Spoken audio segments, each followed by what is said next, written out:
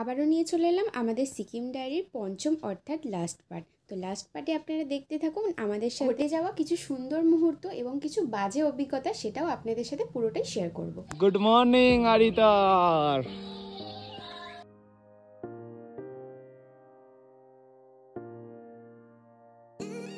আরিতারের সকাল।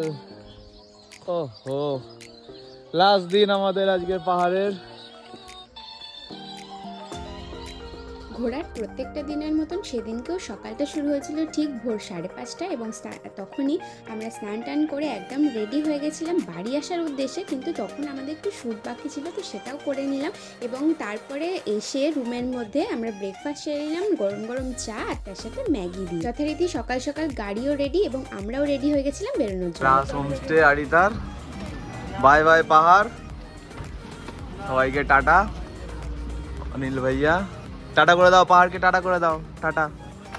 চলো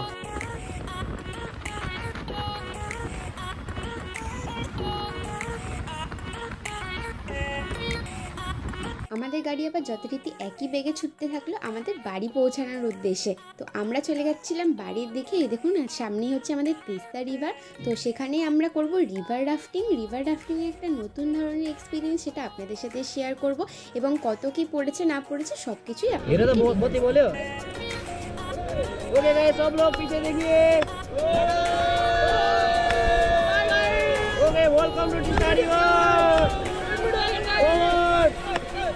Okay guys, forward. Kneel down man, kneel down.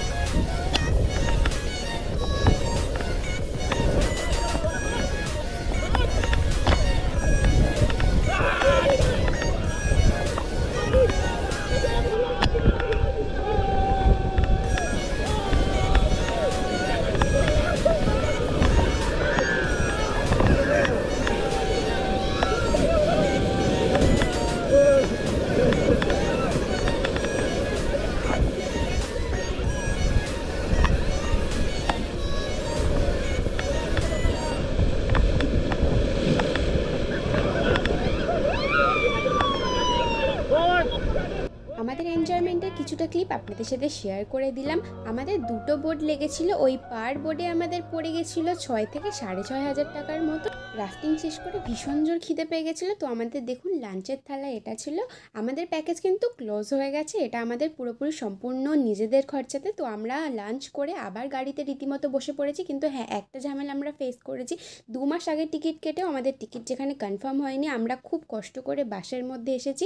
তো আমাদের জার্নিটা ছিল এটাই লাস্ট দিনের, আপনাদের সাথে শেয়ার করে দিলাম। কেমন লাগলো ভিডিওটা কিন্তু। আমরা এখন আছি শিলিগুড়ি বাস স্ট্যান্ড। আমাদের ট্রেন ছিল, এই যে ট্রেনের টিকিট, আর আমরা এখন এখানে স্ট্রাগল করছি। কারণ হচ্ছে 2 মাস আগে থেকে আমাদের টিকিট কাটা ছিল, টিকিট এখনো পর্যন্ত কনফার্ম হয়ে গিয়ে মানে চার্ট প্রিপেয়ার হয়ে গেল, কিন্তু টিকিট কনফার্ম হলো না। টাকা রিফান্ড হয়ে যাবে ঠিক কথা, কিন্তু টাকাটা সেইভাবে কেটেই রিফান্ডটা হবে, কিন্তু আদৌ তো লাভের লাভ কিছুই হলো না। আমরা স্ট্রাগলই করে যাচ্ছি।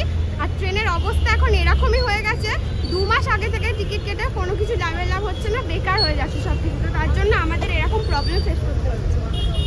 প্রতি বক্তব্য টিকিট নিয়ে কিছু খুব খারাপ অবস্থা, এত স্ট্রাগল করে এত কিছু নিয়ে আসার পরেও এখন আমরা বাড়ি যাওয়ার জন্য পর্যন্ত স্ট্রাগল করছি। বাস এখনো বুক হয়নি, এত জায়গায় যেতে এখন আবার বাড়ি ফেরার জন্য স্ট্রাগল করতে হচ্ছে। Thank you. অ্যাট লাস্ট আমাদের বাস হয়ে গেছে, এটা হচ্ছে বাস উত্তরের সাথী।